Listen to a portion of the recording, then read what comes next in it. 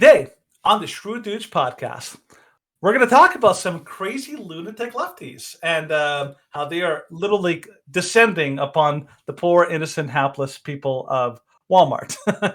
But in the news this week, we're going to cover some international stories about Italy, about Iran, and about Russia. There's some crazy stuff going on overseas, so we're going to talk to you about all the crazy things going on.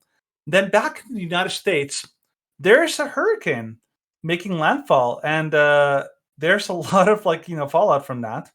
But there's also a lot of attacks, not only from hurricanes, but also attacks on pro-lifers.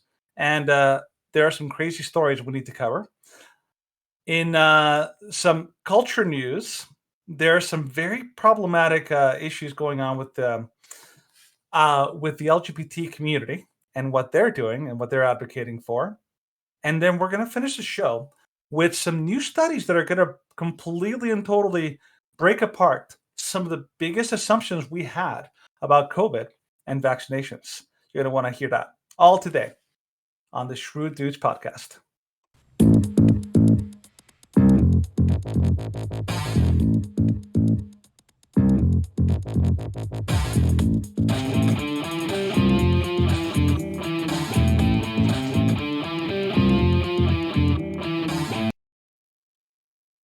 Okay, we are back for another Tuesday News Day. Welcome back, Stephen. It is a nutty day for news. Ooh, there's a lot. So much going on. Remember how last week we were talking about how slow news day? It was just like, such a slow news week. And it's just like, this one's just like, what don't we talk about? We have to phase them out. We had so many stories. We're like, cut you. We're like, yeah. It's amazing how weeks are different like that. But the world's gone kind of crazy. Mm-hmm. Everyone's gone kind of nuts. So it has gone kind of nuts. But before we talk about all the world and how nutty it's gotten, how was your weekend, Denny? Yeah, weekend was pretty good. I got to catch up with a few friends, and then what was it? What did we did? And then on Sunday, I got to catch up with even more friends. So it was a very social weekend for me, which I really enjoyed, actually. What about you? Well, Saturday was basically spent cleaning. Oh, yeah? Yeah. House dirty? Yeah, the house was getting into a state of disrepair. And, yeah, Curtis had been leaving food in his backpack, and so the school was like... Uh-oh, something smells. Yeah, and we're like, he takes the food out of his lunch kit and puts him in his backpack. Like, what the frick is wrong with you, kid? Mm-hmm. I'm sure he had some thinking in his head before he forgot about it. Yep, and so we're like, Curtis, eat it or leave it. Oh, that was his plan? So if he gets busted not eating it, he gets in trouble? Well, no. His plan was, I'll just leave it, and then... I don't have to eat it? I don't have to eat it if it comes home and the lunch kit is empty, and it's like... No! Tricky little man. So, yeah, that was... Yeah, we had an interesting and not fun conversation with the school. Mm-hmm. And so it was like, okay, big cleanup on Thursday, making sure everything is good to go. And big cleanup on Saturday. Sorry, big cleanup on Saturday. And then Sunday was church. Mm-hmm. And then I had a very interesting time playing my D&D game with my friends. Yeah. Because one of the players has decided... Like, the main point of the campaign is that you were supposed to attack the vampire, and that you were supposed to kill him, and that you were supposed to free the people from his tyranny. This guy's just like, I don't want to, free the people from his tyranny. I want to supplant him, and I want to become the new vampire overlord. And I'm like, what? You're taking him down. And so I'm like, that's going to go well. Especially considering that our friend Chad's character is like, everything must be holy and righteous. And I'm like, okay, this is going to go really badly. Not so great, eh? And so I'm like, okay, you can do that, but good luck.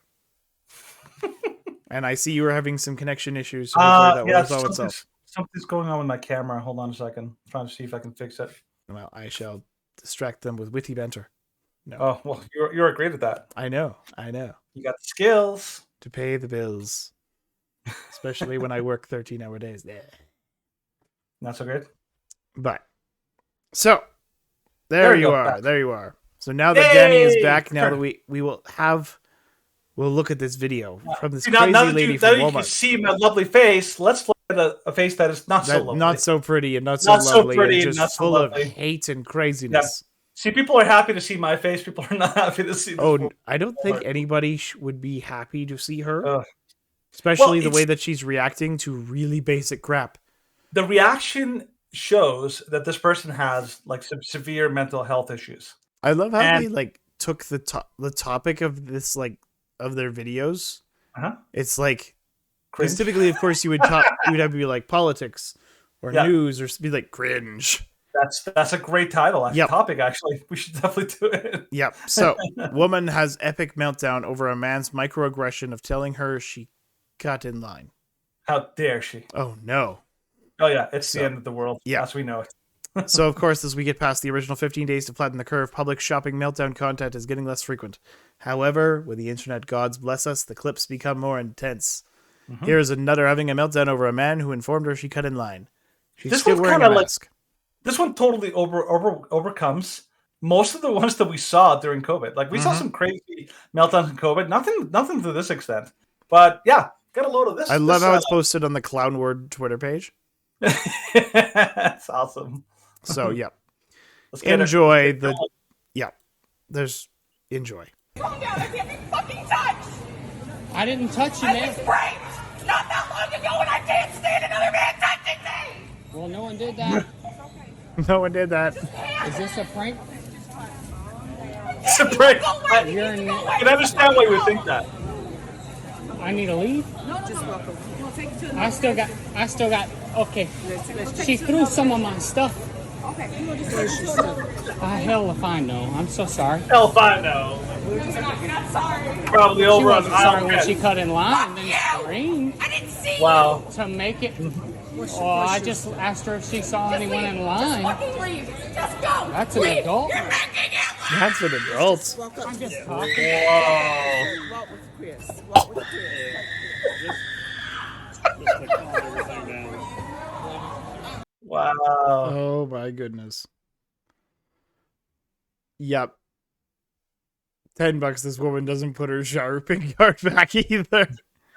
I don't know if you noticed. Did you notice the backpack that she was wearing? Oh yeah, it was It was I like a don't know- child's backpack. Oh, it was a child's literally looked like backpack. a child's backpack. Like if you actually look at it, she has like little and it's little dangly toys things too. hanging from it, Yeah. and it's like got like a little cartoon on the It's back. something I'm that like, my this- 6-year-old would wear. Except Yes. I have no idea what the decal is or Well, it is basically a child's backpack. Mika? And- Micah? I don't know what Mika. I have no idea. MEKA, yeah, for sure. But the funny thing about this is that, like, okay, so obviously the claim that was thrown out was like, I was raped, right? Now, obviously Steven Crowder made a big deal about this, and I'm like, I don't think he's terribly wrong. Leftists have a tendency to throw out all sorts of like hyperbolic things, and there's a good chance that this person is just throwing that out and because that gives you like this magic card of like everything I say and do is completely and totally like justified. And it's true. Like you see like leftists fembots basically freaking out. They'll always throw out the rape card. Like I was raped. Like that gives them like this automatic power to cry about everything that they experience. So, this is the kind of behavior that not only would, but should get you banned from a major store. Because, like, you can't be What? trusted. What's going on? I'm looking at it. It's You're sort stuck of, on a backpack, aren't you? I'm stuck on the backpack because I think I Moving found what around. the emblem is. Okay. Because it looks somewhat similar. Okay. Oh, it's from Overwatch. What's Overwatch? How do you not know what Overwatch is?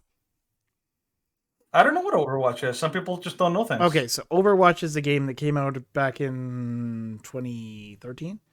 It's like this kind of really hectic team-based shooter, but the image hold on. is If you go back a tiny bit on the clip, she actually turns.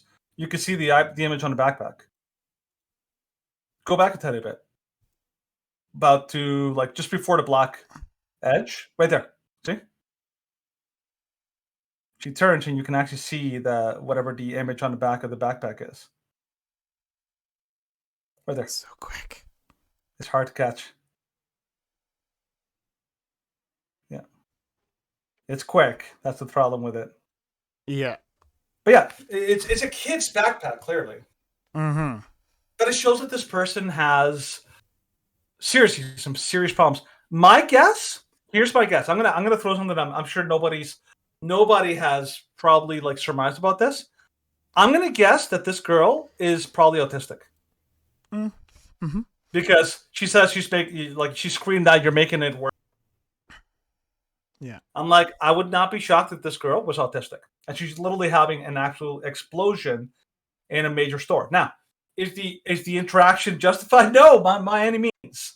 Like somebody, like you cutting in someone in line in front of somebody, whether or not you noticed, it's like, yeah, it's kind of rude. So Yeah. So what you found something? You're doing some serious research right now, Mecha. Mobile Exo Force of the Korean Army. Okay, interesting. Yeah, I was like, that looks similar-ish to that insignia. Yeah, that sounds about right. So, all right, I have discovered the secret. You've got it. You got it, Steven. I know. What are your thoughts on this crazy sleuthing? Well, the crazy broad. It's even if she was raped, to put it and take it out on a guy who's accusing you, not even accusing you, who's just like, ma'am, like, I'm here. There's public decency. So if you like just wait behind me, it'll be like a few minutes because I really don't have that much stuff in my cart. And the guy was totally reasonable. Yeah, he was. He was actually wondering if this is a prank. And he's like, so like I have a few things that she threw. I have no idea where they went. Yeah, she literally, like, according to him, she threw things in his shopping cart. Yeah.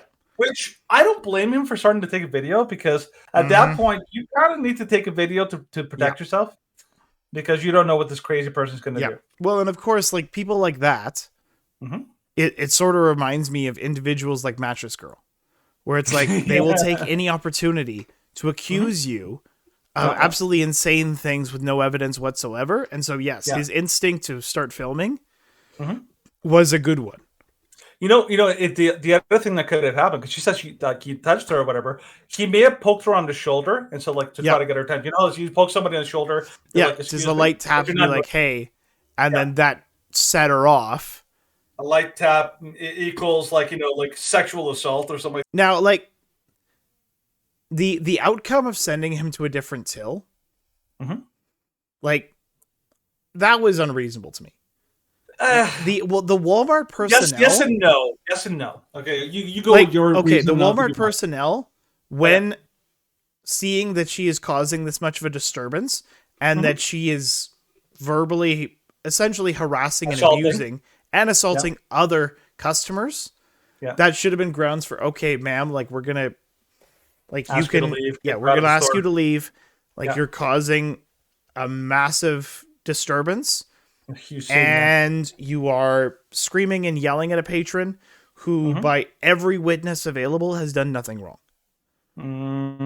So you are aggravating the situation far beyond any reasonable limit. Yeah. And we're going to have, like, you can come back at another time. We're not going to, like, ban you from the store. But right now, just leave your stuff in your car. They should ban her from the store. That should be an automatic ban. You're not coming back in here. Like, you...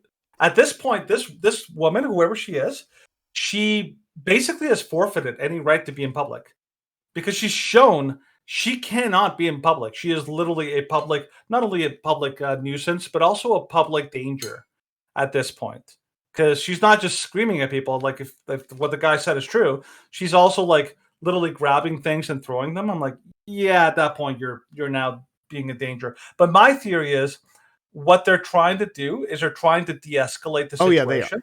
Which I'm like, yeah, okay, someone's going crazy. They're gonna have to de-escalate, and then even after they de-escalate, they're probably gonna have to call the cops. Mm-hmm.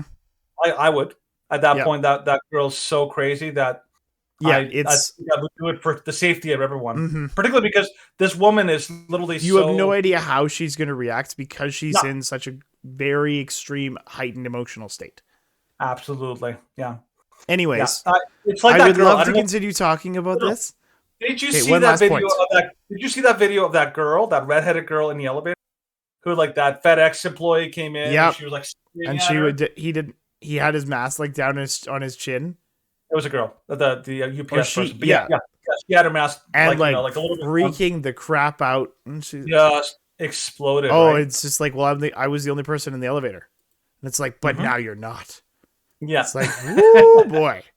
This is the kind of crazy we're getting nowadays. So. Well, yeah. it's the crazy we're getting about Walmart incidents, and then it's the crazy we're getting to fully rational, insane elected representatives in Italy. Yeah. So, from CBS News, Italy votes in its most right-wing government since World War II as Giorgia Meloni sparks fears of fascism. Oh, it's back. Yeah, Fascism back. it's back. Oh my gosh.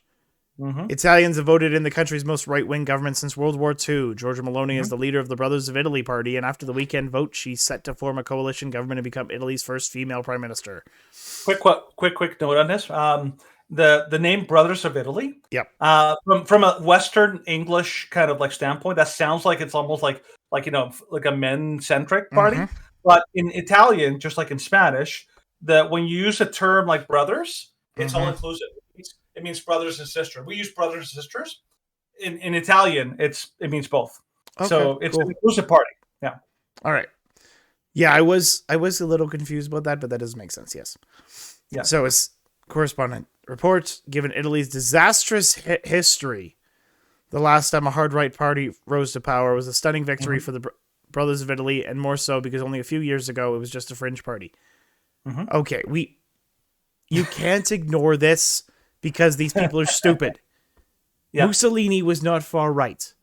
I believe there was one point in time when he's like, everyone should dedicate their lives to the service of the state, and the state is all, and all is to the state. That's not a right-wing talking point. Yeah. Everything that the conservative right advocates for is the opposite of everything that the fascists did. Yeah. They are big on free speech. The fascists were not. Yep. They're big on, like you can protect yourself. Self-protection, and your yep. family. They were not big on that in fascism. They're big pro-family. Yeah. Guess what? Fascists are not big pro-family. They hate the family. They wanted Yeah. the right wing currently are they're pro choice for Pro-freedom. schools, pro freedom, Pro-freedom. like making your own choices, having small and limited government. That's not what fascism or communism, its very close twin, are all about. They're all about immense government control and taking power from the individual and giving it to the state. Yeah. Like if you want to go into this further, there's a great video that was done from Prager University from both Dennis Prager and Dinesh D'Souza, and both of them address this and how saying that fascism is far right is absolutely obscene and totally ludicrous. Yeah, Stephen, can you do your little that little thing you did, meanwhile in the whatever it was? Well, what do you want me to say? Legion of Doom. Oh, you want me to just say Legion of Doom, or you want me to say Meanwhile in the nation of Italy? Yeah, okay, like that. So one of the things this is one of the things I always like to remind people. Always watch. This is all coordinated and planned. So what they did, all of the media, they basically all got together at the Legion of Doom, and they all basically sat down and said, okay, we hate this person. They're interfering with our big plans. Oh, what are we going to say? Okay, you keep talking. I have to find the Go for it. EU leader. Yes, Because we should have mentioned this. Go for it. Go find it while I'm going on. So what they do, it's so amazing how coordinated it all is. This is the reason why I wanted to use CBS, NPR, and like every leftist news source, they're all using the exact same talking points, and it's so predictable. They're always saying far right, extreme right, the radical right. Like they use these totally over the top talking points because they know their audience is, I hate to say it, they're dumb, they're a little stupid, Yeah, and so they'll stupid. believe whatever they tell them. They're like, oh my gosh, the radicals are back. Oh my god, the fascists are back. Oh my god, the world's gonna end. And it's so predictable. Mm-hmm. But what they've done is they all sat down and said, we're gonna try to like discredit her and make her sound dangerous. The only reason she's dangerous is because she is basically a cop in their bid for power. Mm-hmm. That's really the only way that they're dangerous. Sorry, Steve, go ahead. Yeah, so like what she's supporting. So from a backer, she wants to protect the traditional family, or family encompassed by mom and dad and sons. How dare she? I know. Sure. By not admitting that marriage is between two people from the same gender. Yep. What an extremist! Oh my goodness. And so of course then they talk to LGBTQ people. They're like, oh, she's trying to delete us. Yeah, they're always talking points, when in reality they just disagree about your fundamental claims. Yeah. Well, no, this is how they're like, oh, this is how she's connected with the hallmarks of Italian fascism. Mm-hmm. Because a motto she often utters, Dio, God. Patria e famiglia. God, fatherland, and family. Basically, fatherland is basically code for... Well, it's nation. Okay, nation, yeah, basically. And they're like, oh, that's what Benito Mussolini would say. It's like, well... he said it, but he didn't mean it. This is the only link that the lunatic left finds to connect anybody with the fascists. Well, and they're saying that Mussolini's granddaughter is a member of the Brothers of Italy. Oh my gosh! You can't have a relation to Mussolini. Oh my gosh. Okay, Steven, what are the two most commonly used connections to fascism that they always use to connect the right to fascism? Do you know? I want to see if you know the two things. What are the two things that they always use to connect conservative governments or movements with fascism? You may not know. I want to see if you know. Okay, well, I know that they often try and say that the fascists, especially the Nazis, were quote pro-life. Nope. That's not it. I've heard that one a lot. No. Okay, I'll tell you. The two most common things that they use to connect right-wing movements with fascism is one, nationalism, and two, racism. Apparently, according to them. Okay. So the Nazis were racist, and we think that the right is racist, so hence they're connected. Populism, which is the modern-day idea that your country should come first, and the nationalism back then. The whole idea is ridiculous. Like the left wing is basically, this is what they do, but they're liars, and it is so far from the truth that it's almost insulting. Go ahead, tell us about what this lady said in the EU. So EU's von der Leyen delivers veiled warning to Italy's right wing. So this was earlier before the election. European Commission Chief Ursula von der Leyen has warned Italy of consequences should it veer away from democratic principles. Issuing her name is well chosen, Ursula. Yep, Ursula. She's basically a sea witch. Yeah, pretty much. Including issuing a barely veiled threat ahead of Sunday's election that a rightist bloc led by Giorgia Meloni is expected to win. She did win. So the comments highlighted concern in some European capitals over the forthcoming election and suggested that relations between Brussels and Rome could get turbulent if Meloni and her partners secure victory. How dare they? So my approach is that whatever democratic government is willing to work with us, we're working together, she said at Princeton University in the United States. If things go in a difficult direction, I've spoken about Hungary and Poland, we have tools. So, and of course, the head of the League and a part of Meloni's Conservative Alliance denounced her comments as shameful arrogance, which they are. Because the EU, especially the current visage of the EU, is all about, well, we want to promote our policies. We're very similar to the UN. We just have more control over Europe. Yep. And if you go against us, then there will be consequences. The funny thing is that whenever you get a left-wing government elected anywhere in Europe or even North America, or actually just about anywhere, the left-wing government has one feature that makes them that's almost like universally true for most left-wing governments. That is, they are devoted to globalism. Yep. That means that they will literally sell out their country for the global aims, like climate change and all the ESG requirements. They'll kill their own their own farming. All that kind of stuff. Canada is leftist, and they're committed to like destroying their own people for globalist goals.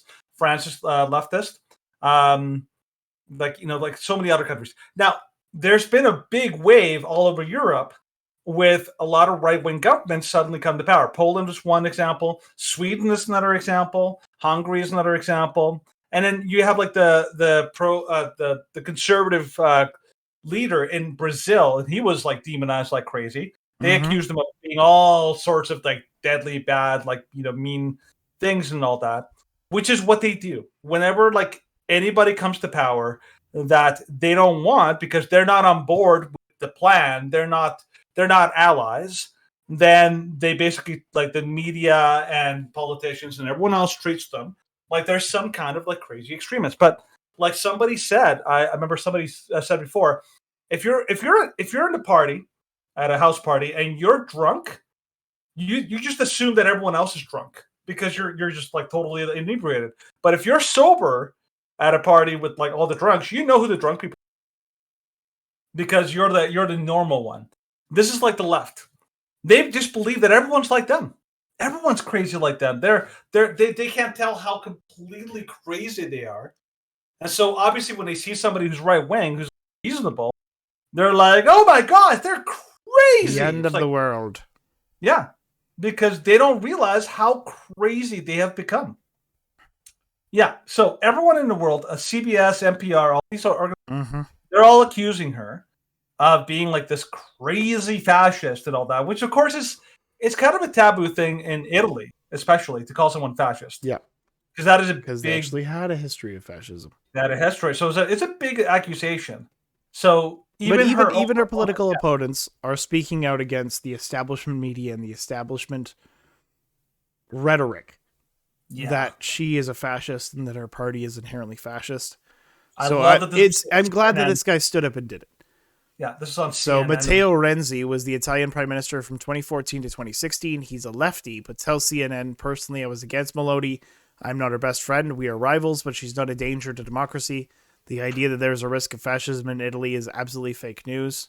Well so we can done, play man. a small clip of this. But personally, frankly speaking, I was against Giorgia Meloni. So I'm not the best friend, and we grew up together in politics, but we are, and will be rival always. At the same time, I think that is not a danger for Italian democracy. She's my rival, I'm rival. We will continue to fight each other, but the ideas are now there is a risk of fascism in Italy is absolutely a fake news. On CNN, so good. So good. Yeah. That was actually CNN crushed you. Yeah.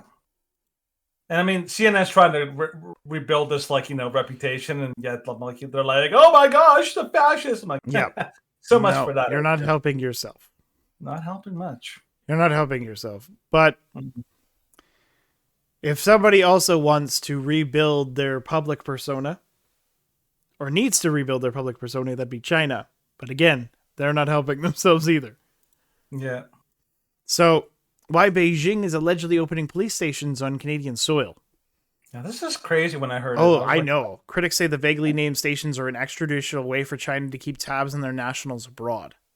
Mm-hmm. So, and of course they have to mention Giorgia Meloni, National Post, putzes. Putz. So the People's Republic of China has opened at least 3 police stations on Canadian soil as a part of an alleged attempt by the country's security state to keep an eye on Chinese-Canadian diaspora. All 3 are in Toronto, to be registered as service stations, to be operated by the Fuzhou Public Security Bureau. And the PSP? revelations were contained in a newly published report. So China maintains the stations exist simply to assist expats in completing administrative tasks, such as renewing driver's licenses. Should Asians have driver's? You went there. It's a risk. A risk to public safety, China.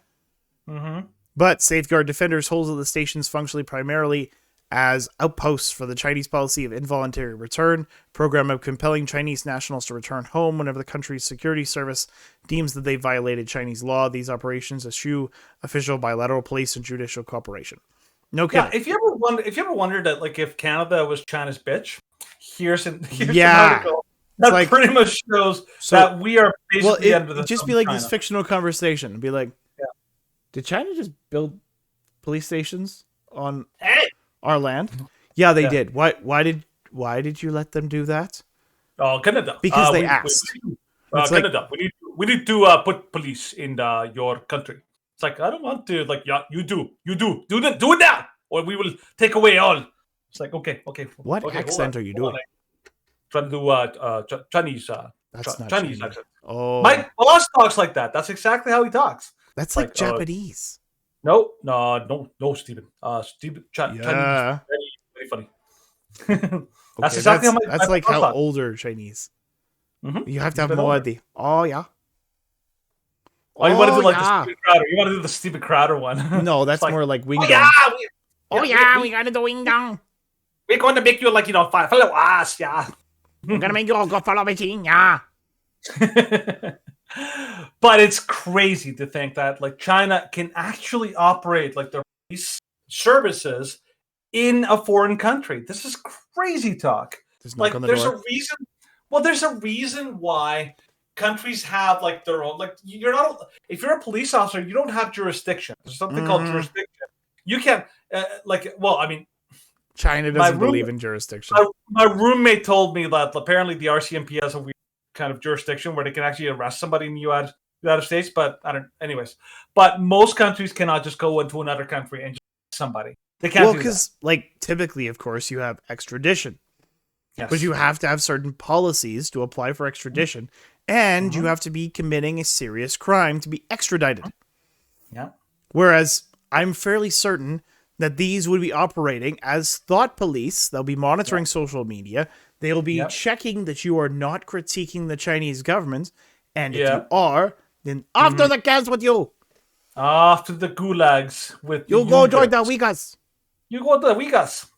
We shave your head. We put you in jail. Oh, they're having good time. No good time. Yeah, they have pools over there, except not good pools. They're dead pools. We feed you your dog. Dogs are very popular there. Very popular because yeah, there is so- no other food. Other food anywhere. But it's not just China that's acting like completely and totally out of control, like tyrants. It's also Iran, and this is like another story internationally that is like the world is little really nuts. going downhill. It's crazy. Yep. So this is from Fox News. They say that dozens are dead and over 1,200 arrested in Iran as the regime warns of decisive crackdown. Now, if you've ever studied the tyrannical, dictatorial kind of governments worldwide, from Muammar Gaddafi in Libya to Idi Amin in like Uganda to like the Taliban in Afghanistan, they do not tolerate dissent. And so they come down hard. And so this is what is happening in Iran. They're coming down really hard on any attempts to protest. So yeah, take it away, Stephen. So at least 41 people have been killed and more than 1,200 people have been arrested as Iranians protest against the in-custody death of 22-year-old Masa Amini. Protesters demanding an end to the compulsory wearing of the hijab and other violations of women's rights in Iran. Exact statistics for casualties and arrests are available only to the Iranian government, but state media has offered a glimpse of the fallout of more than 10 days of unrest. The regime sought to quell the protests by cutting off access to social media in more than a dozen cities, a move that has precluded the widespread killing of protesters in previous instances of unrest. They did that in Cuba too. They had a protest there Yep. and they shut up social media so the world can find out what's going on. Yep. So if you think that you have a lack of freedom, you don't. especially not compared to Iran. Iran is a hellhole. It's one of those places which, like, I know that the Democrats and then the liberals would be like, "Oh my gosh, like, how could Trump call these places crap holes?" It's like, how could you not? Yeah, they are brutal Yeah. places. So yeah, Like, go down. No, just go down. is to there the another picture. video? No, right there. That picture. That's the woman that the Iranian government basically like completely annihilated Mm-hmm. because again. Well, you could see like her face has been beaten. Yeah. Like not the front, but the side. Mm-hmm. My goodness. Yeah. So of course, this was done according to this. It was done by the police, not by like religious zealots. Yeah. So the Iranian government, there's a lot of governments right now all over the earth that are absolutely not good to their people. That they are like, absolutely like horrible to their. Mm-hmm. And yeah, it's crazy. Like we are so spoiled here in the North America because there's countries out there that you do not want to live in. Nope. Iran is one. Iran is definitely one of them. Another place you don't want to live in is Russia. What's happening in Russia, Stephen? Other protests. So Oh, Putin really? escalates war with nuke threats. 300K troop mobilization as protests sweep Russia. Russians took to the streets and to the sky. In opposition to Putin's mobilization, order sending reservists to fight in Ukraine as his threats of nuclear warfare intensified. The order, which would throw 300,000 more troops into the increasingly desperate fight, sparked a wave of protests across Russia and a run on one-way tickets out of the country. Mobilization come alongside chilling threats to defend Russian territory with nukes, as the Kremlin planned to call a quarter of Ukraine part of Russia. I want to remind you... Okay, Russian time. I want to remind you that our country also has various means of destruction. Oh, very good. Putin said in a Wednesday morning televised address, "When the territorial integrity of our country is threatened, to protect Russia and our people, we will certainly use all means at our disposal." Well done. With an icy stare at the camera, the Russian strongman added, "It is not a bluff." I love how you have to add that. It's like, not kidding, not a joke. it's like Biden's way of So doing Putin's threat to use nuclear weapons to defend Russia's territorial integrity comes as his puppet regimes in Ukraine prepare to declare the occupied parts of the country Russian territory. So, of course, this is a little map. The Donbass region, which is Luhansk, Donetsk, and then Zaporizhzhia. I have no idea. Kherson, Zaporizhzhia. I don't know how to pronounce ZHZH. IA. No. Good old Russia. Good old Russia, Ukraine. How do we spell things? How do we pronounce things? Who knows? In Soviet Russia, we pronounce things like we pronounce when we're on vodka. We just whatever comes from the mouth. Totally works. Yeah. Now the thing is with a little background here for people who aren't maybe haven't caught up on Ukraine and Russia. Ukraine is a weird mix of like Russians and Ukrainians historically. So like the west and like northern and western parts of Ukraine are primarily Ukrainians who basically hate Russia. But the southern and eastern parts of Ukraine are they like Russia. They have a history. They were originally part of Russia before Ukraine was formed. I think it was after the fall of the Soviet Union that Ukraine was formed.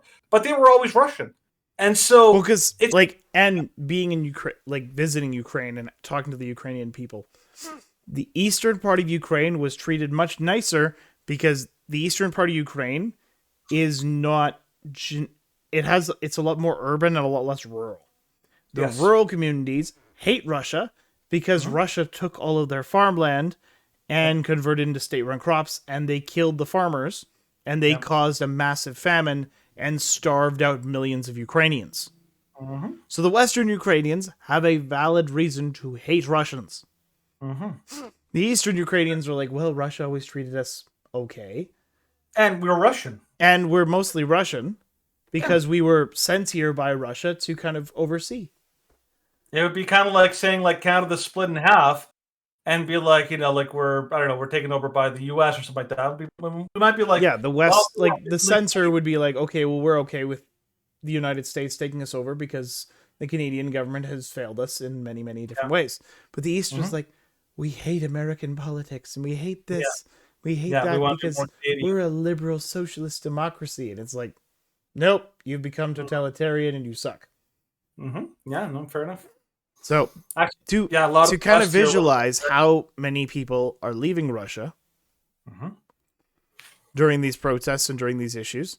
So this is a quick video watching or looking at the line of cars trying to leave Russia. До самого Нижнего Ларса, это порядка около apparently it's And the gonna line be is about 6 kilometers long. люди стоят здесь.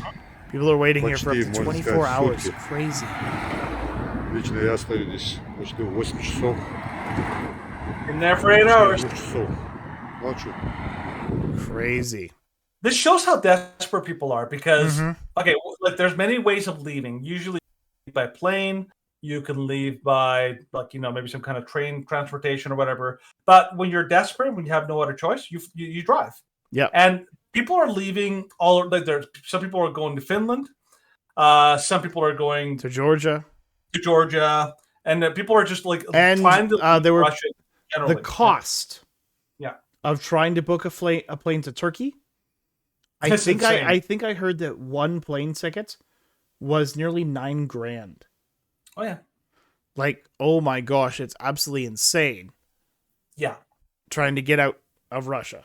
Woo. And it's also crazy because like if you go to like that go back just really quick to that New York Post article, look at the pictures. They really resemble what you saw Yeah. with the Canadian protest. Yeah. Basically, like these are peaceful protesters. But what happens when you have an authoritarian regime that I don't know if you saw, you can actually click the thing on the pictures to go back and forth. Oh, okay. Yeah, that's what. Yeah, but no, not on that one. Sorry. Not on that one. Not on that one. On the other one, go up. Well, I'll just continue to scroll. Okay. But yeah, so like people are being like grabbed, they're basically taken away, they're being beat by batons, all this kind of stuff. This is crackdowns, and this is how like undemocratic governments operate. They basically don't tolerate any kind of dissent. And this is the thing, it's happening all over the world. I didn't actually realize this. In Russia, there are anti-demonstration laws for protests against the war. Makes sense.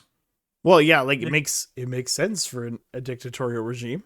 That's what I mean. In a country that is not free, they wouldn't allow you to basically, because that can really like get out of control. Foment dissent. They don't value the idea of public discourse. That's why they don't allow you to assemble. They don't allow you to protest. They don't allow you to have free speech, because all of these things lead to unification of people who are like against the government. They don't want. This guy is looking way too eager to beat somebody. He's like, oh, let me at him. He's like, I have my beating stick. Give me just one chance. Just give me one chance. I break him. I break him in half. Exactly. I use my love stick. I wrote love on it. Yeah, I wrote love on it, but I make marks of love. That's right. I will show you love. To kind of add to the insanity and add to the already heightened tensions, Denmark says damage to Nord Stream pipeline in Baltic Sea was deliberate. This is not an earthquake, says seismologist after dual blasts. Explosions rattled the Baltic Sea before unusual leaks were discovered on 2 natural gas pipelines running underwater from Russia to Germany. Danish Prime Minister Mette Frederiksen said her government regarded the leaks as the results of deliberate actions by unknown perpetrators, while other European leaders and experts pointed to possible sabotage amid energy standoff with Russia provoked by its war in Ukraine. The first explosion was recorded early Monday, southeast of the Danish island of Bornholm. The second stronger blast northeast of the island that night was equivalent to a magnitude 2.3 earthquake. Seismic stations in Denmark, Norway, and Finland also registered the explosions. There's no doubt this is not an earthquake. Asked whether they constitute an attack on Denmark. Not Denmark. It would not be Denmark. Frederiksen reported that the leaks happened in international waters, and thus the answer is no. Asked who could be responsible, Frederiksen said there's no information indicating who could be behind it. The Polish PM, he said the acts were an act of sabotage, and I believe he actually said, I think he said on Twitter, that, okay, this individual, he said, the guy from Poland, congratulated the United States. And he's like, good work, America. And then this person, evidence seems to point in one direction, according to Johannes Peters, the heads of the Center for Maritime Strategy at Kiel University, considering the complexity of the attacks and how difficult it is to carry out such an act of sabotage. More than likely that a state actor is involved. Yeah, there's only one country where the possibility, the capabilities, and the motivation come together, and that's obviously Russia. That's insane. Mm-hmm. Because it takes away, like, the only possible reason would be, like, trying to convince their own people that another foreign nation attacked them. Mm-hmm. And then it would be trying to galvanize national support. But that's what you do before a war. Not in the middle of one. The other possibility is that you have Russian forces that want the war to end, that might want to like tank their chances, like their chances of using oil. Yes, as coverage. That's a possibility. I think it's much more likely because we know, it doesn't say in this article, we do know that the American Navy was in the moderate vicinity around the area, and they were unclear as to their actions in that region around that date and time. And the Americans would benefit, at least in the short term, because it takes away the bargaining chip that Russia has over Europe for sanctions and for sending arms and equipment. But if it is discovered, if there's any evidence linking the Americans to this, the Russians will see it as an act of war, and this it'll cause crazy strife worldwide. Yeah, you know why it would be considered an act of war? Why it would be considered an act of war? Yeah, because it's taking away Russia's primary income. Well, it's okay. So in World War II, before Japan ever entered the war, Japan knew that the Americans could basically embargo them.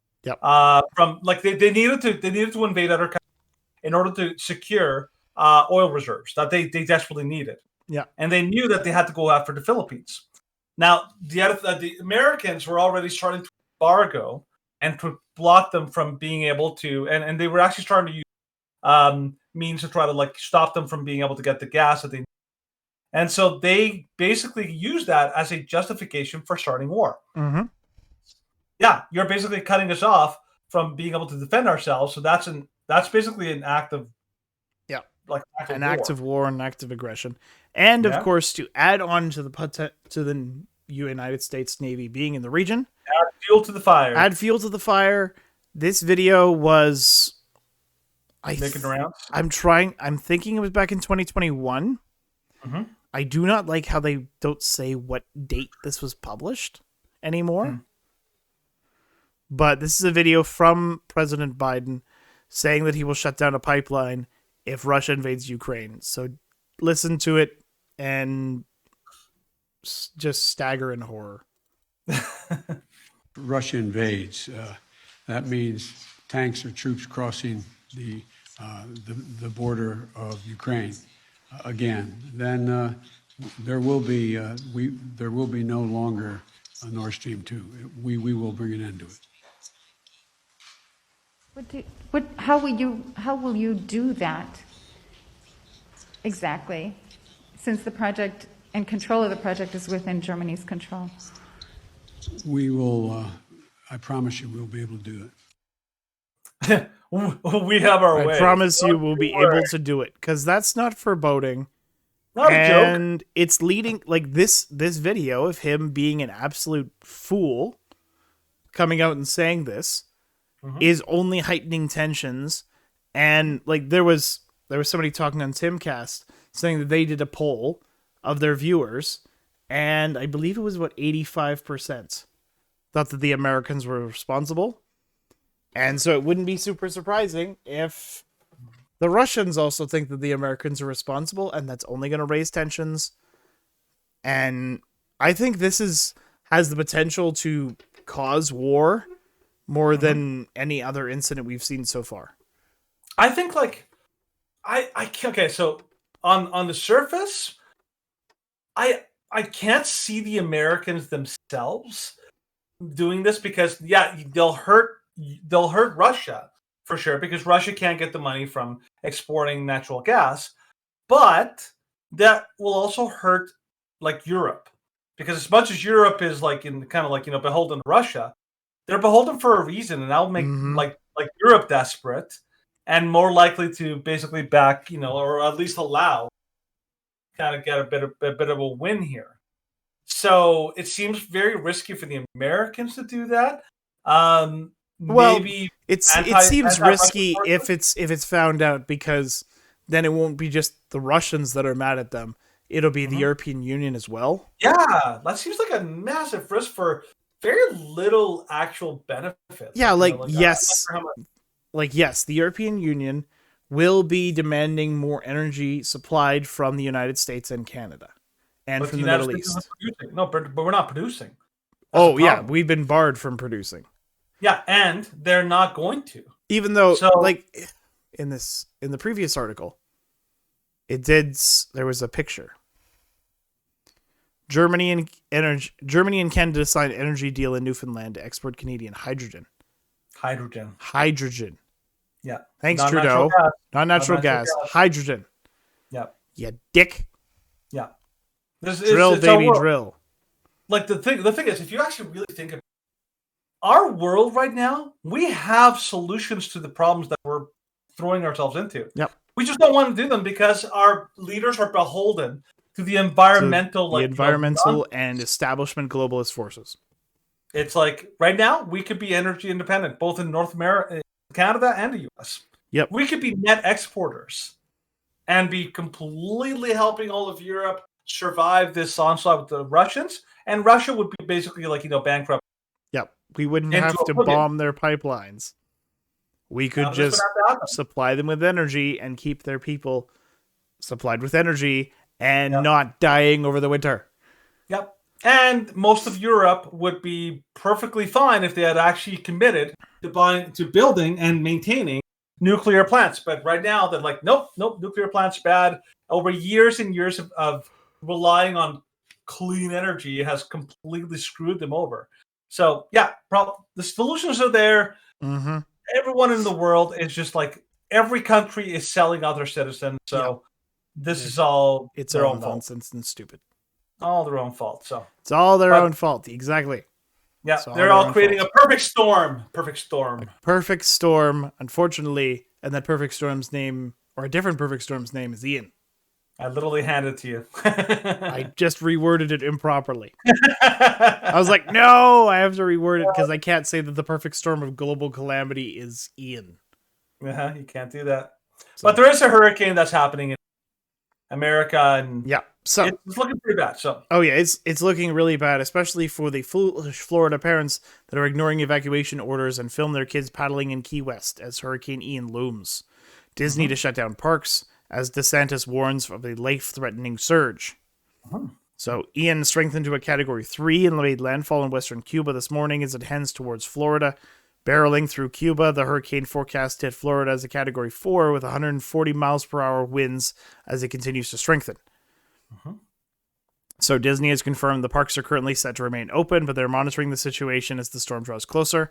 Officials in Florida have declared a state of emergency over the strengthening storm, warning thousands of residents to leave. Is there any video? So this is some video before it's hitting. Catching big waves from Hurricane Ian as it approaches. Yeah. That's kind of like the foolishness of this is kind of like when you go outside and you're kind of casual around it. The reason it's foolish is because storms like this are unpredictable. They can literally stay in place for a while, but then they can suddenly shift and they'll move faster than you can evacuate. So you have to be very careful. Children seen playing in the ocean in Key West.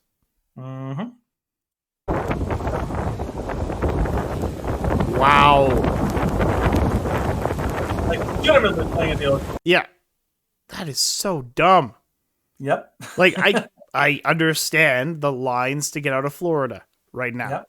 You Usually kinda it's the have lines to- to get into Florida, but unfortunately the one major downside of Florida is natural disasters.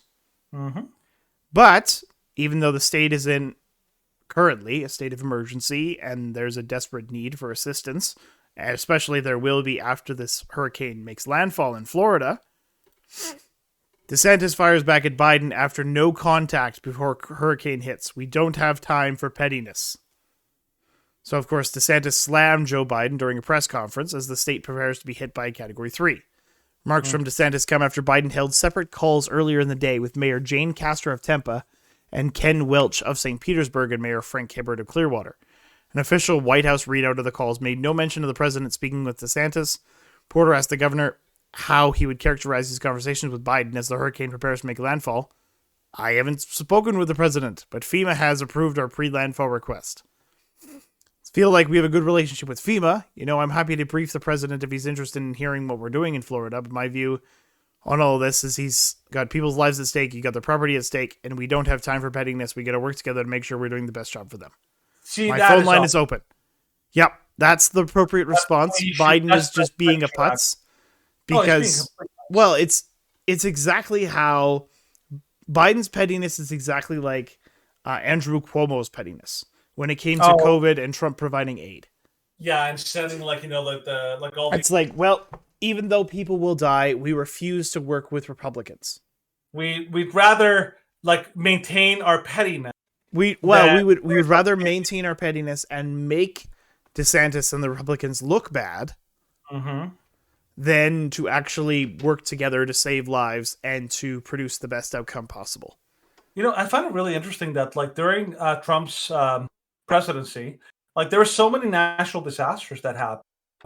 I think one was in Louisiana, like in New Orleans. There was obviously the one in Costa Rica. Trump, every single time, Trump went out of his way to make sure that, like, a help was found. Well, and like the funny thing, of course, was that he was doing a good job of making sure that like the aid and resources were present everywhere that they were needed. But the media would never give him any points for this. And I remember like there was this huge story back in, I think it was 2018, because what's her name? That former first lady. Ivanka? No, that's his daughter. Like Trump's wife. Yeah. Okay, whatever her name is. What Can't remember her name. But I remember they were like, she was walking off of Air Force One and she had heels, and then she changed into running shoes when she got to the disaster site. Oh, crazy. And there were these pictures saying, oh, she's not dressed for a disaster. Like, this is not serious to the Trump family. Yeah. And it's like, this is what you focus on? It's manufactured outrage. It's manufactured outrage to try and push a political agenda, because that's what the establishment of the Democrats and the left care about more than people's lives. And then you have what happened recently. President Trump, former Vice President Joe Biden, was at some event and he got lost on stage. He didn't know what to do. And literally the video is so obvious that he's like completely lost. Yeah. If that was Trump, yeah. Where am I going? Over here. Where's President Biden? The exit this way. Oh, okay, yeah. Okay. Like, if that was Trump, they'd be going nuts. Oh, yeah. They'd be like, he's unfit to be a president. They'd be going crazy. Yeah. But impeachment. Let's just hope so. Yeah. Like, this is a national disaster. Biden is responding Biden is responding improperly because he's being petty. Yes. Other Democrats, such as Senator Amy Klobuchar, is just recommending nonsense and being stupid. Yep. She's accused of suggesting voting for Democrats in midterms could stop hurricanes. She was slammed Tuesday for appearing to suggest that voting for Democrats in the November midterm elections could thwart hurricanes and the effects of climate change. Quote, "We just did something about climate change for the first time in decades. A former presidential candidate toward the former presidential candidate, told MSNBC's Morning Joe. Mm-hmm. And she ticks off recent legislative wins for her party, including the climate change-focused Inflation Reduction Act that President Biden enacted last month. It's funny how they kept talking about him. It was like, oh, it's Inflation Reduction Act. And now they're like, but it's all about climate change. I thought it was about inflation reduction. Like, oh, that's just like the stupid name that we gave it just to make people vote for it. Oh, whoops. Yep. My bad. That's why we got to win this, is that Hurricane Bear's down in Florida.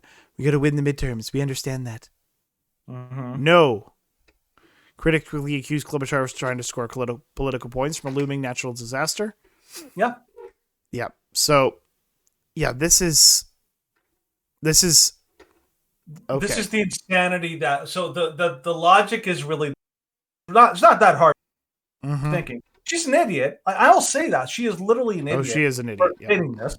But here's the logic that they're thinking. It's like, oh, we're the Democrats. We care about climate change, and if you vote for us, we're gonna make these climate change. We will save the world, and they'll change the climate, change the outcomes so that we can have a freer and more safe society. Never mind that. Like, despite the countless countries, the countless policies that have been enacted all by all these lefty governments that are beholden to globalist powers. Never mind that, all of them have put in some stupid policies for ages now, and then they still be like climate change. None of that changes anything. This is the kind of idol worship that the Democrats have.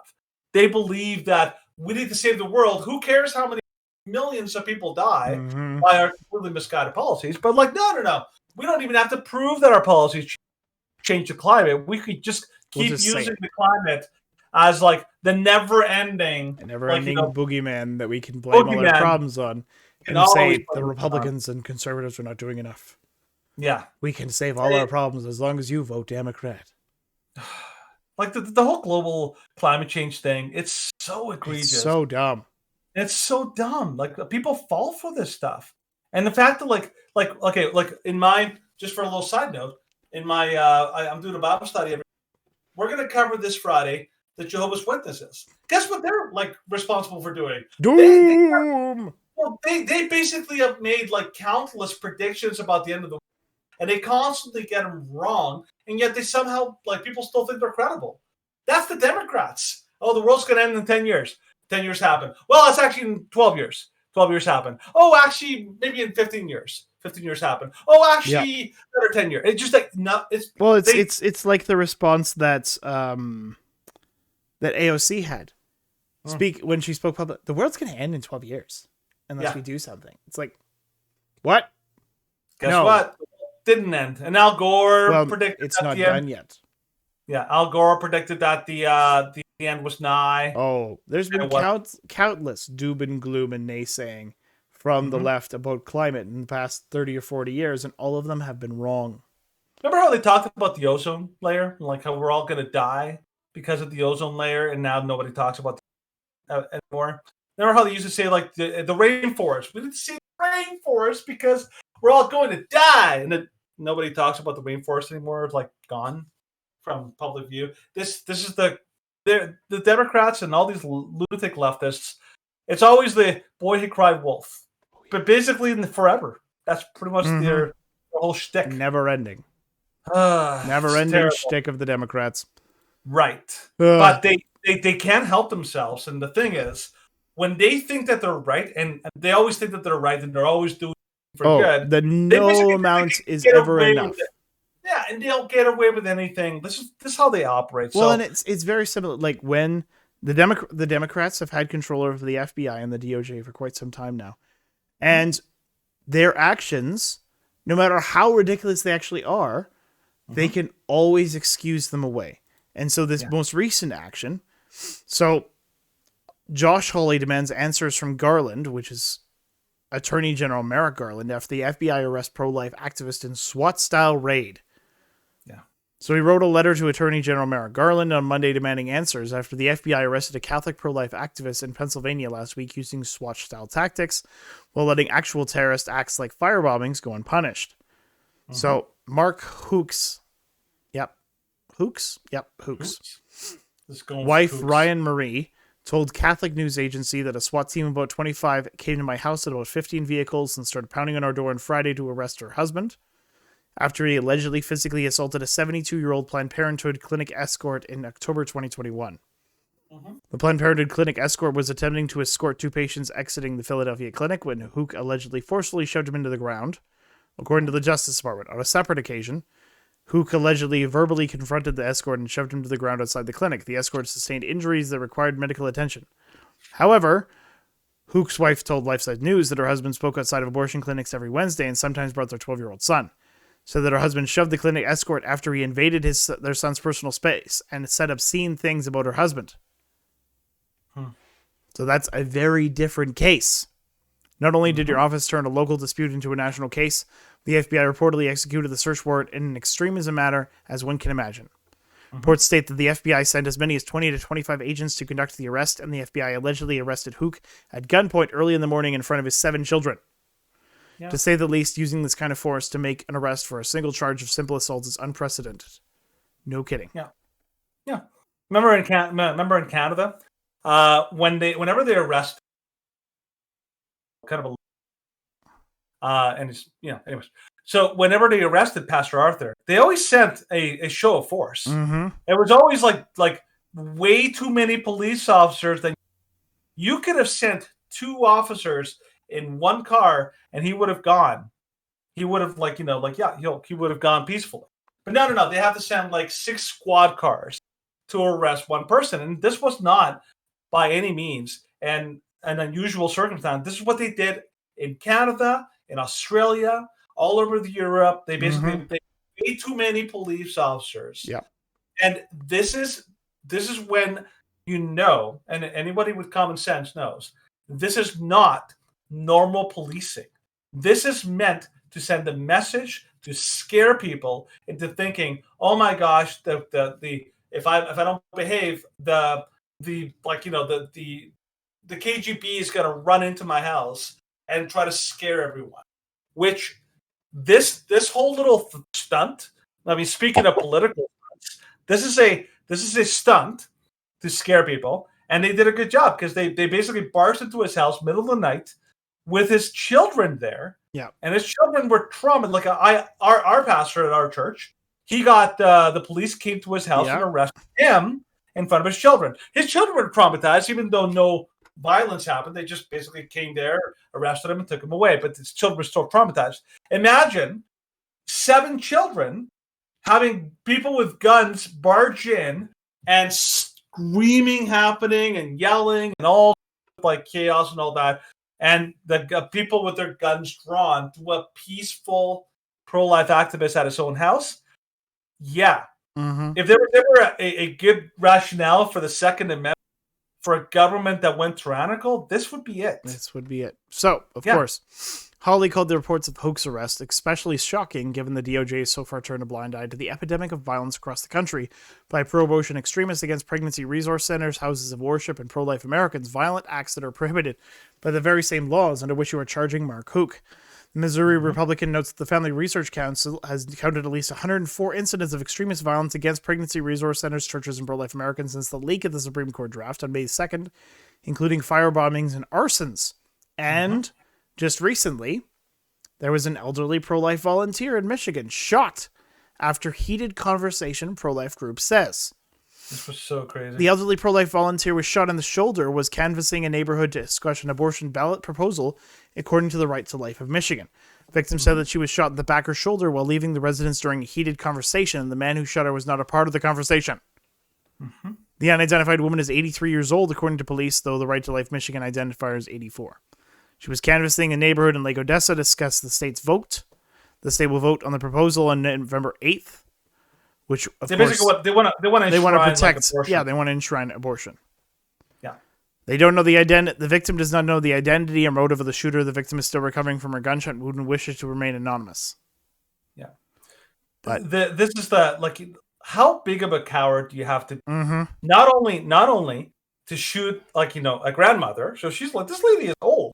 83 years old is old. I don't know how many old people you like run into who are 83.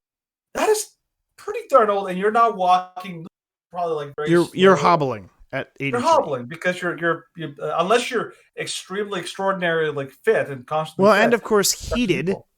Yeah.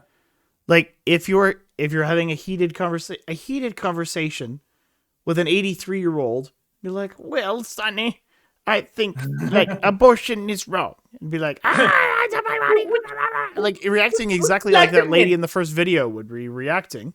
Yeah. And then You call that heated, the 83-year-old woman would just be like, "Okay, I think that's wrong, but okay, I'll walk away. You're clearly not going to agree with me," and then bang, shoots her. Yeah. Like and then shooting her in the back. In the back, which shows that she was leaving. She was walking. Not a threat. At that point, it's vindictive. Oh yeah, It's not. vindictive. It's not in any. It's not. There was. She posed no threat. She's a grandmother. She's a pro-life activist, and she's not a threat to you in any way. That is just vindictive. Yep. And like this is the kind of stuff like that this the is past would have been absolutely like an easy condemnation by everyone. Yeah. Democrats and what do you call it? Democrats and Republicans would have both condemned it, be like, no, this is wrong. But now, remember how they used to say that, like, the pro-choice people always used to argue that, like, the pro-lifers are so violent, they attack like these abortion centers. Well, that's gone. Because, like, the abortion activists are like the real extremists here. Yep. They are getting worse, actually. That's the worst part about it. You're looking at something. Well, I'm just going through some of these pictures from other instances. But yeah, so the whole idea is that right now there is a completely one-sided abuse of the justice system, and you have to remember they accuse Italy, Italian, of being like fascists, right? Mm-hmm. Whereas we are actually partaking in fascist tactics here. Yep. Because remember, every fascist government, from the German government to the Italian government to the I don't know if the Spanish word fascist as well, but but like every fascist government in history, whenever they act, they always have a skewed justice system. They always punish one group and never the other. So if anybody's acting fascist, it's the Democrats. So don't ever let them shame you into thinking oh my gosh, they're accused of us of being fascist. I'm like, they're worse. Yeah. They are worse fascists than we could ever be. We couldn't even we could master fascism if we tried at this point. Yeah. The amount of fascism they've done is crazy. Mm-hmm. So. Yeah. But speaking of other fascist groups, let's talk about the LGBTQ. Oh yeah. So from Pink News, which is a radical pro-abortion LGBTQ agenda organization. Organization. Why can't gay or lesbian twins have sex with each other or marry each other? Why is incest wrong between same-sex siblings? Oh, gee, I wonder. Yep. So, according to this article, if you've watched Game of Thrones, you'll know that there's absolutely nothing wrong with effing your sibling in Westeros. Yeah. Oh, boy. Mm-hmm. Yeah, you're going to love this one, Steven. So, wait, what's incest and why is it so taboo? Well, why do we have to explain this? Mm-hmm. Incest is simply sexual activity between family members and close relatives. The English word is derived from the Latin word incestus, which means impure and unchaste. Mm-hmm. It's illegal, frowned upon, no good because of inbreeding. No duh. Children of biological related parents have a higher possibility of congenital birth defects. You can tell that because of royalty in various countries across the world. Yeah. So, first-degree relatives, individuals you share 50% of your genes with. Problem with having sex with close relatives is that there's an astonishingly high chance that your offspring will be born with serious birth defects, like Psychology Today states. Yeah. That's interesting. A University of Miami psychologist pointed out an article in the journal Current Directions in Psychological Science that humans have social and psychological mechanisms to discourage incest.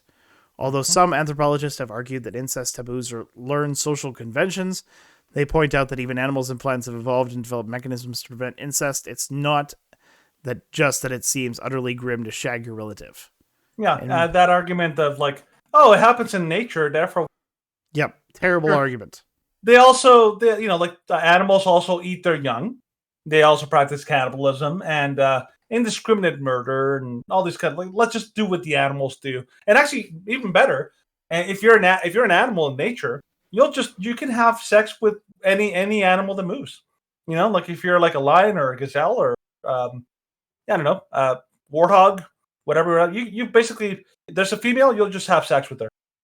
Like, let's do that. Let's just get rid of consent because the animals never asked for consent, so nothing wrong could happen here. So, yes. Yeah. Way back in 2013, Jeremy Irons, really disappointed that Jeremy Irons said this. When reminded about laws preventing incest, he said it's not incest between men because incest is there to protect us from inbreeding, but men don't breed. Eric Erickson, contributor to Fox News and a political blogger, posted on his own blog Red State, commenting on what Irons said, asked why not legalize incest if the United States is to legalize equal marriage. He wrote, seriously, why not incest? If love and commitment are the justification for marriage, why exempt this? It's not just the biological issue. Incest laws also exist in order to protect children from sexually abusive parents and older relatives. Yeah, you can just stop there, Stephen. Like, seriously. This is getting messed up. You can tell what they're doing. Okay, so what has happened is, like, when they basically, like, this is an offshoot of the sexual revolution.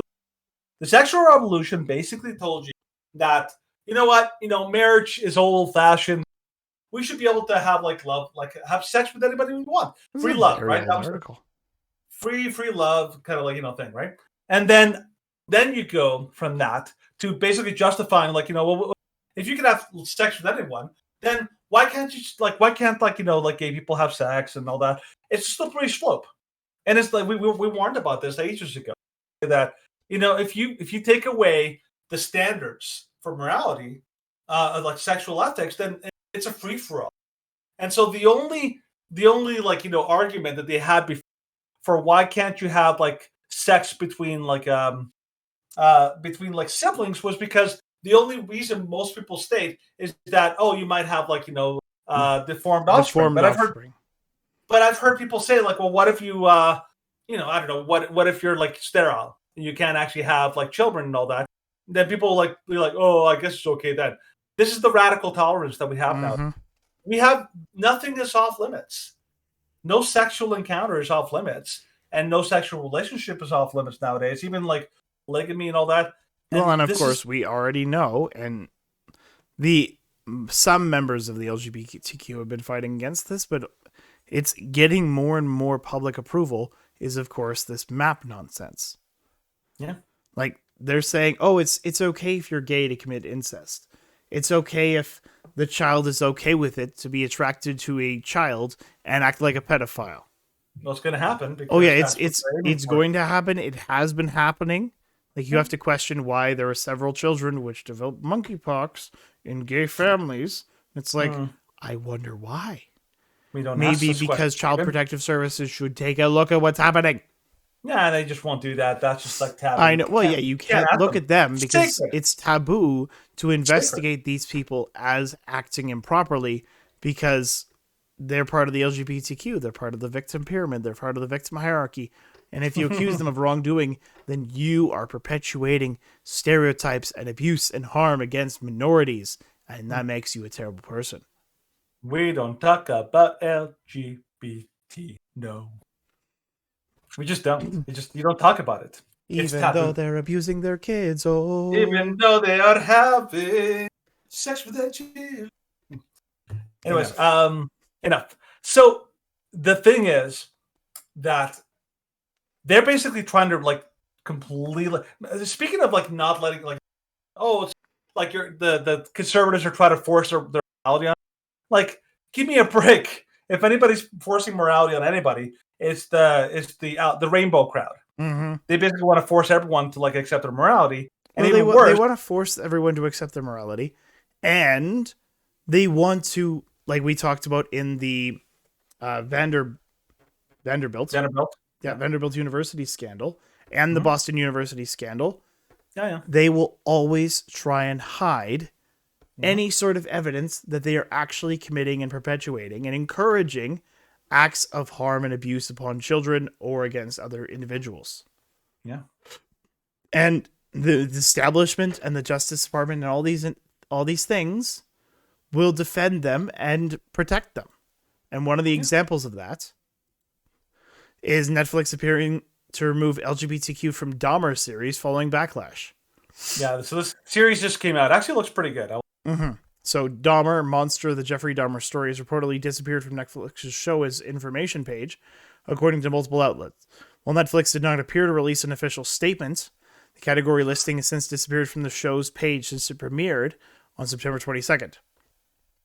Dahmer, produced by Ryan Murphy, centered around the serial killer portrayed by Evan Peters, premiered last week to backlash from viewers frustrated about the show falling under the LGBTQ catalog. Dahmer, who was gay and dabbled with cannibalism, murdered 17 men between 1978 and 1991, confessed to the murders in 1991 when sentenced to prison at the Columbia Correctional Institution in Wisconsin. During his sentence, he reportedly devoted himself to Christianity and was baptized by Reverend Roy Radcliffe in the prison's whirlpool. Yeah. And that's all you really need to say about it. Basically, what was it? I remember when I was doing research way back in the day about the LGBT, one thing I was really shocked to find out that there's a big elephant in the room, which is that, like, in terms of like serial killers historically, a very surprisingly large were gay. And people couldn't figure out why. Like, they're like, we don't know why, but there's some correlation between being a serial killer and being being like a homosexual. But it was like the biggest taboo. Like, it's like, whoa, you don't, right? It's like the Black community right now with the urban crime. With urban crime. The idea that like okay, Black men commit like a disproportionate amount of the crime, like that's way beyond their population percentages. Yeah, we don't talk about that though because that's racist. That would be racism to point that out. Yeah, even Canada's trying to hide that. They're like, we're gonna like reduce sentences on Black people and indigenous populations. Because this, it's so unjust that they're getting punished. I'm like, well, maybe you should ask the question of like why they're committing crimes and actually come up with a solution to the problem rather than just empowering the criminals. Yeah, rather than taking it easy on the criminals and encouraging them to reoffend. Right. It's like, well, we don't want to fill the prisons with Blacks and Indigenous. And it's like, well, then you're just releasing them to artificially change your numbers. Yeah. And like they but not changing crime rates, and actually you're probably increasing crime rates. Right. And so like here with the Dahmer story, this is what the LGBT, okay, so I saw this video of recently of Michael Knowles, and he went to, and he actually had a conversation with one of the counter protesters that were there, like a really nice girl, but just basically really bought into the whole idea, nonsense that they're believing. But he asked her a very legitimate question. He's like, is there any way that a person like me could actually speak in a way that you'd be okay with? And she was like, no, that literally she literally couldn't think of a way that he could present the message in a way that would offend them. It's like, no, because basically her ultimate goal is like, you're just not allowed to say anything that's not glowing with praise about this community, because they cannot and will not accept any criticism of any kind, no matter how legitimate, no matter how factual, no matter what. They're perfect and they cannot be touched. That's why they're like the sacred cow of this society. They are untouchable. You cannot criticize them even a second, which is a recipe for disaster. Yeah. So the Dahmer thing is absolutely understandable because they will not allow you to make any connection between the serial killer and the gay homosexuality community. Or the gay community. Yeah. But that's just one snippet into modern society. And unfortunately, that's not all that's broken and messed up. I was going to see what you were going to do. I was like, what's he going to I was like... okay, he's got it. Yep. Okay. So, WAPO. Speaking of people who think he can get away with anything. Yeah. Oh, WAPO. WAPO. So Washington WAPO Post. publishes headline, "Should I get my anti-vax friend's baby vaccinated without telling them?" So Washington Post reader wrote to the publication's advice columnist saying they have a best friend who is an anti-vaxxer and opposes all vaccines. They have a 9-month-old baby and they haven't vaccinated him. I babysit him every other weekend. Should I take the baby to get his shots without telling them? They published the column despite the query suggesting illegal activity. 43 states require parents' permission to vaccinate a child in America. The advice columnist responded by saying he favors vaccination. Damon agrees the reader's friends are acting dangerously. Quote, I trusted the PhDs and MDs who spent thousands of dollars and hundreds of thousands of dollars to learn about it and whose livelihoods are predicated on the retention and application of that knowledge. Know much more about it than I'd ever know. The columnist fortunately advises the reader not to get the baby vaccinated against the parent's will. What you're suggesting is reckless, egregious, and possibly even criminal. Noting the criminal element, he instead suggests giving the parents an ultimatum where you tell them you don't feel safe around them anymore. You'd risk ending that relationship, sure, but I'd rather lose friends than commit a crime and lose my freedom. Columnist said persuasion is likely not a worthwhile tactic because if an active pandemic that has killed millions of people plus all the social restrictions on being unvaccinated hasn't convinced them yet, I'm not sure what else would. So Damon fails to mention the countries worldwide are taking steps to limit COVID-19 vaccinations for children and young people, including the United Kingdom is no longer offering the vaccine to children under 12, saying kids don't need it and likely have already had natural immunity. Yeah. So Denmark under 50. Well, and of course, like the numbers, what the results and the changes and the dangers from the COVID vax are, well, they've been becoming more prevalent and they're becoming more widespread every day. Yeah. The claim that the vaccine was safe and effective and helped save millions and millions of lives is completely debunked. Yeah. Another big claim that they tried to make. Well, another big claim that they tried to make was that the vaccine, I mean, if you acquired COVID-19, that you have a higher likelihood of developing myocarditis and pericarditis from getting COVID than you do if you're vaccinated. Well, hold up. Before you get into that, like, okay. So the next story is from the New American. Now, this is the next actual, but you have to remember, like, okay, so they told you that it was safe and effective, but what they didn't tell you, and this is like, now it's just been super obvious, is how prevalent the danger of myocarditis was and how deadly it is. Here's one doctor that was like, featured in this man's video. The doctor basically predicted that 50% of young adults, so anybody under 21 who gets myocarditis, will likely die within 5 years. And if they don't die, they will probably get a shortened lifespan because any damage to the heart is permanent and will permanently damage your health. The actual damage from myocarditis is pretty crazy. And it's not just myocarditis, but also pericarditis. Yeah. Okay.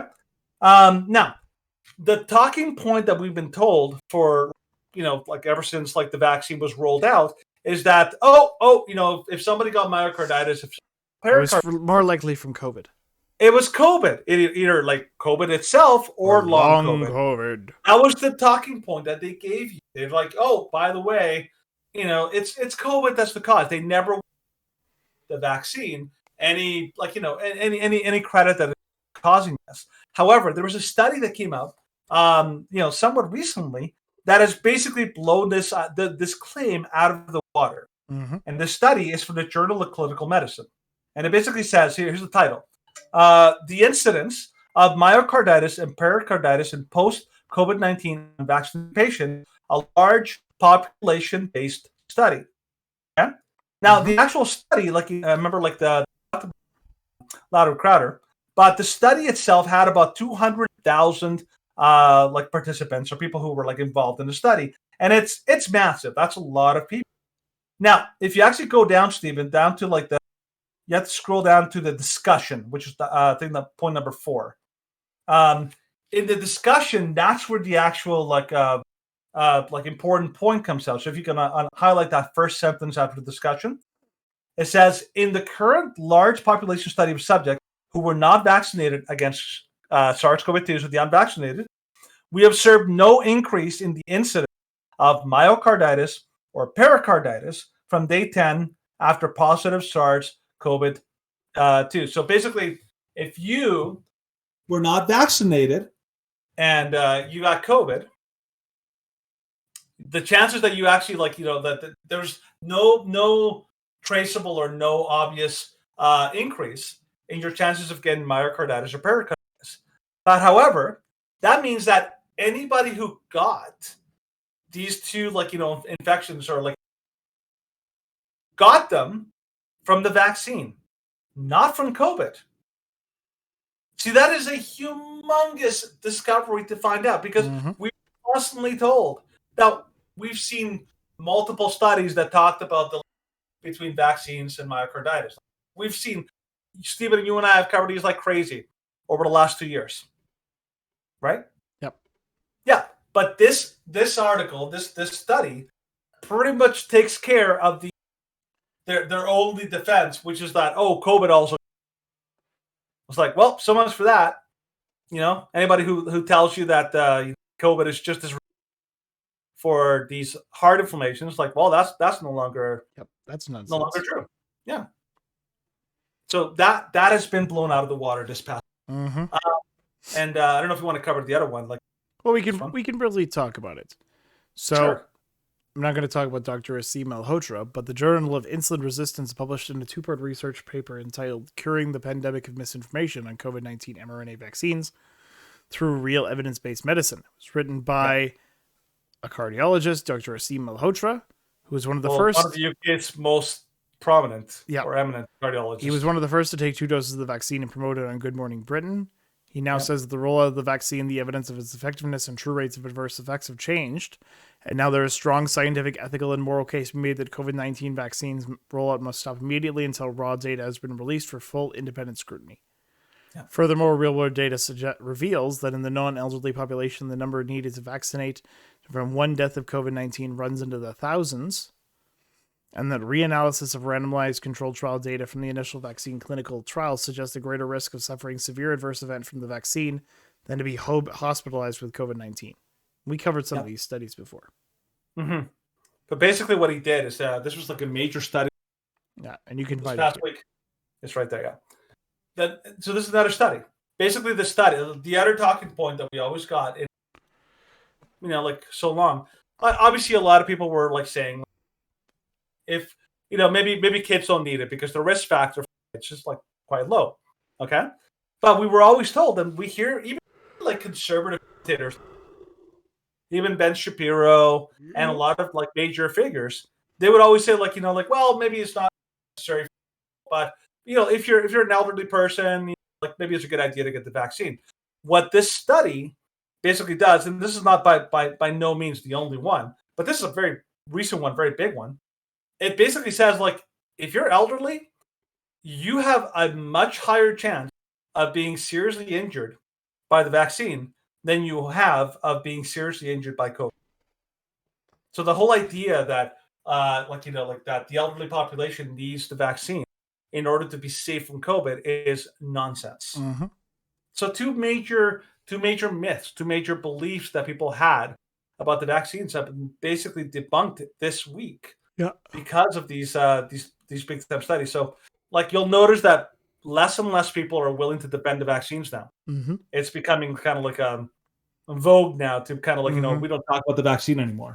Well, yeah, we talked about it just a few weeks ago how they were blaming Trump for Operation Warp Speed. It was well, that's the reason why there were so many vaccine issues is because Trump pushed it and he tried to force it through before any. It's but you were the ones who were paying people to take it. You were the ones who were pushing it. You're the ones that are forcing people and punishing those who did not take it and encouraging businesses and other establishment and locales to say, yeah, if you don't have the vaccine, then you can't participate in society. I remember when they had between November and, well, not even November, it was September and February. It's we couldn't go to restaurants. Yep. We couldn't go to movies. We couldn't go on a bus. We couldn't go on a plane. We couldn't go on a train. We couldn't go for, we couldn't leave the country. We still can't leave the country. Yeah, technically we can re-enter the country. Yes. Well, if I go to Mexico, I can fly to Mexico and come back with If you're an American, you can go to the States. But if you're a Canadian alone, you can't. Yeah, basically you can't travel across the American because America still has a. But I imagine they'll get rid of that. Yeah, they will. Because Canada got rid of theirs. Yeah, Tim Pool was saying that has a few individuals which he wants to ask to join the show now that Canadians can come. Yeah, it's like, oh, good. Although I will say this, okay, so they got rid of this the border measures and all that. I have a feeling that most people, if they, most people will probably be let across the border. A lot of people, even when the restrictions were in place, like most of the way through the pandemic, a ton of people were allowed to leave the country, even without, with the borders being closed and all that kind of. I have a feeling that with this being dropped, I have a feeling that the Americans are probably going to be very easygoing about just come on in, fine, don't worry about it. I think that'll, in practice, I think it'll be different. So yeah, so it's good news. I'm going to start using this talking with anybody I meet that thinks that the vaccine is either harmless. I'm like, nope, myocarditis. Don't let a kid take it. And secondly, people who think that it's good for elderly, nope, they're this far more dangerous than any side effect you can get from COVID right now. So don't let any of the adult people in your life get the vaccine. Do not be deceived. Yeah, don't be deceived by these people. So yeah, shove the truth down their throat. Spoon feed them. Vaccines are killing you, you fool. I'll tell you when you've had enough. Eat. Yeah, that's a lot of red pills. Mm-hmm. I give you the fruit of knowledge. And I will force it down your throat until you choke. That's right. Sound like a Mexican threat. Like, I give it down I'll shove it down your throat with a little taco. I was like a Mexican Scotchman. I can't do a Mexican accent. You can't do a Mexican accent? I know. I don't know why. It's like a weird accent to actually do. Because the actual Mexican accent... My wife will kill me, but I'm going to bring back Pedro. Pedro Martinez? No, Pedro the Pimp.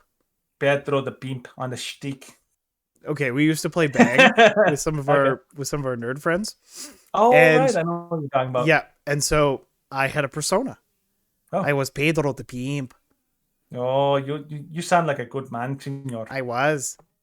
I went and killed the filthy Westerners. Oh, those they invaded my land. They took my tacos and my women. And they took my women. My hookers. And my chihuahuas. I got those hookers from drug money. And those chihuahuas taste really good on taco. And my wife is like upstairs and she's like, I hear something. I'm like, something racist going on. Because back when I had this persona, I wore a, what's that shawl? A poncho? The poncho and a sombrero. And I took one of those little gold loonies, the chocolate loonies, and I took off the foil and wrapped it around one of my teeth.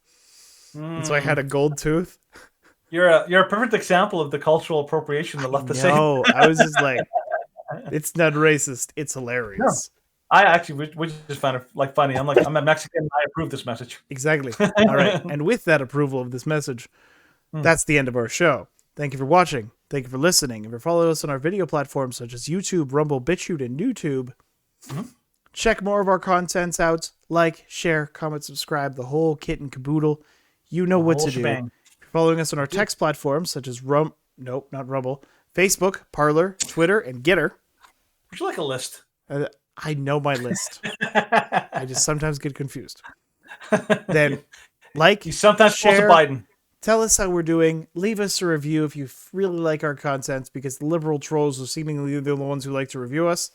Yeah, but that's just the way it is sometimes. So crush them. Destroy them with facts and logic, like Ben Shapiro says. Very important. Very important to crush them with facts and logic. Because here at the Shrewd Dudes podcast, we like to encourage you. Why be rude when you can be shrewd? Amen. All right. By the way, Stephen. Yes. Do you need any help finding your way out of there? Directions, how to escape my house?